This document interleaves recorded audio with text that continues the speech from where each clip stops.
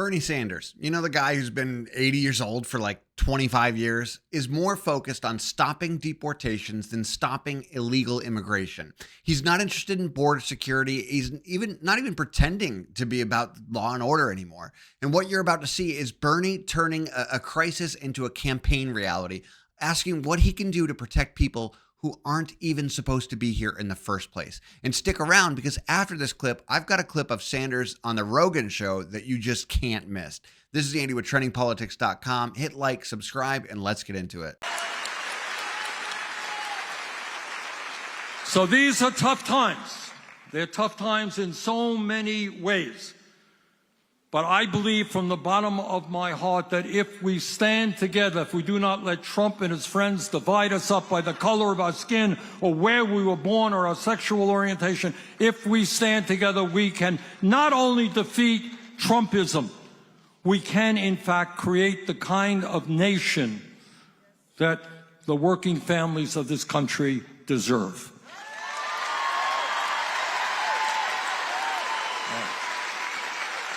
All right, I want to ask you a question right now, and I'd like somebody to raise their hand, maybe come up here. Let's talk about immigration. Let's talk about what's going on in McAllen. Who wants to come on up here and say a few words on that, or raise their hands at least?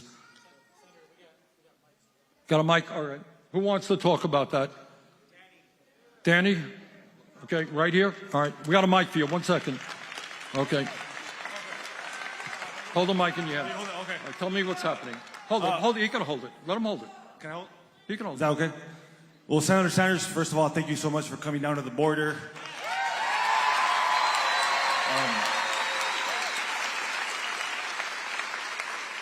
But to be real, we're in the state of crisis. I have personal friends, family members.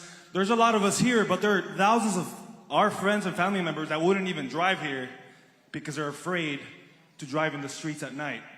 I know people working, domestic workers, people that work in restaurants, they're not showing up to work. That have, kids in our public schools, they're not sure if they're gonna drive them to school this fall.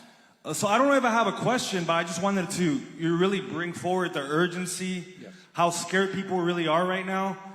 We didn't really feel it until this administration. I know there's been a lot of talk about fear, but it's really never been this urgent like this time around. And I'm wondering what we could do with senators like you, like Greg Kazar. What can we do to protect our people right now? I know there's a lot of Know Your Rights movement going on, but what can we do with leaders that have the power that you do to start to better protect our people in this moment of crisis? Well, I think, here's what I don't have the magic answer. This is what I think. First thought, the American people are increasingly disturbed by what they are seeing on their TV screens. All right, it's one thing to say, I am going to get rid of a drug dealer or a violent criminal who came to this country illegally. And people say, yeah, that's fine, get rid of that person. It's another thing to go after somebody who's been working on a job, paying taxes, working hard for 10 years, and say, we're going to throw that person out. And it's an interesting thing. Some of you may have noticed that recently. You have large employers in agriculture and in meat processing. They're saying to Trump, you know what you're doing. You want to throw all of these people out. The price of food in America is going to double. That's what the employers are saying, because they know who is doing the work. So I think the answer, and again, I am in a minority on this, but the answer has got to be immediately to stop this business of people being arrested without due process, thrown into detention centers. That is not, I believe, what most Americans want. And the polling is now becoming clearer, by the way. Again, what they will use, the rhetoric they will use is, we're throwing out these violent criminals. And people say, good, do it. But when you go after people who have lived in this country for a long time, worked hard, pay taxes, live by the rules, that is not working so well for Trump. So we gotta figure out a way to stop ICE from what they are doing as soon as possible. Just when you think Bernie couldn't get even more disconnected, he goes on the Joe Rogan show and gets hit with data showing that the climate change narrative isn't exactly what it seems. His response? I don't know about that. That's it. No rebuttal, no curiosity, just shrug and move on. I don't know how a guy this informed is still this popular, but here he is dodging facts like it's his full-time job. Take a look. Climate change issue is very complicated. And I think, did you see the Washington Post piece that they wrote where they did this long-term view? First of all, the reality is that the Earth's temperature has never been static, right? We could both agree on that. It's always been up and down. There's been ice ages and heat waves. And then the Washington Post looked at it. What was the time period that they looked at? That essentially they found that we're in a cooling period. That the Earth over the past X amount of years, and this was like a very inconvenient discovery, but they had to report the data, and kudos to them for doing that. Scientists have captured the Earth's climate change over the last 485 million years. Here's a surprising place we stand now. So look at the far end of that graph, and you see we're in a cooling period. Well, I'm not sure. I didn't read that article, but Yeah. the scientists who are out there, I think. I know, but there's a lot of money involved in that too, Bernie. That's part of the problem. There's a lot of money involved in this whole climate change emergency issue, and there's a lot of control, and that's a big part of this problem. Not only that, if we're just talking about primarily carbon and carbon footprint, what are we going to do about China? Because China is like, what percentage of They are the major polluter right now in terms of carbon.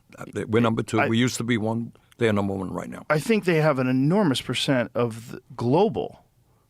I think Well, they're number one. I don't know what the very percent. high. It's Look, very high. it's not an American issue. It is a global issue. And all I can tell you is that we are, in my view, going to see more extreme weather disturbances in the coming years than we have ever. And we're seeing them right now. Right, but scientists don't agree. So here we are, Bernie standing on stage, spinning fairy tales about immigration, acting like ICE is the problem, and then walking onto Joe Rogan's studio and pretending he's never seen a chart before. That's what we're dealing with. A guy who's been in politics longer than most voters have even been alive, and he's even giving I don't know as his best shot when faced with real facts. But don't be fooled. There's a method to the madness. Bernie doesn't have to be right. He just has to be loud. He's selling fear to one group, guilt to another, and promises to everyone else. And that's how he stays relevant. Say just enough to rile up your base. Say just little enough to avoid being held accountable. It's been the same playbook that the left's been running for decades.